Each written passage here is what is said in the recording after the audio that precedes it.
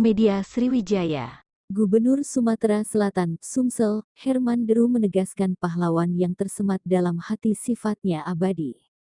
Hal ini ditandaskannya saat peluncuran buku Kolonel Puren, Jarap Pahlawan Kami Selasa, 21.02, yang dipusatkan di Sukajadi, Kecamatan Dempo Tengah, Pagar Alam.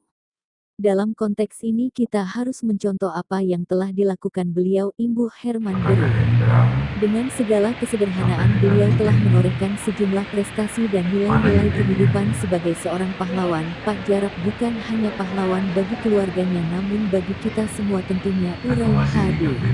Namun sayang di era yang canggih dan modern beliau tidak bisa lagi menikmati hasil perjuangan yang telah dilakukannya. Meski demikian namanya tetap tersemat di lubuk hati dan sifatnya abadi, tandasnya.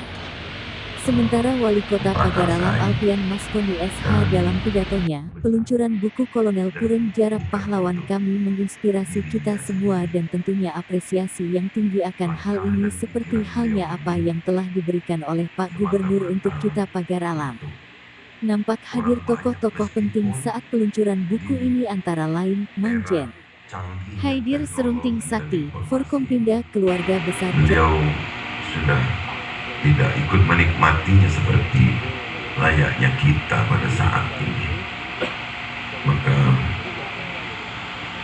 wajar kalau tertanam di hati kita mengatakan beliau ini adalah pahlawan bagi kita, bukan hanya bagi keluarga besar dan Juliatnya.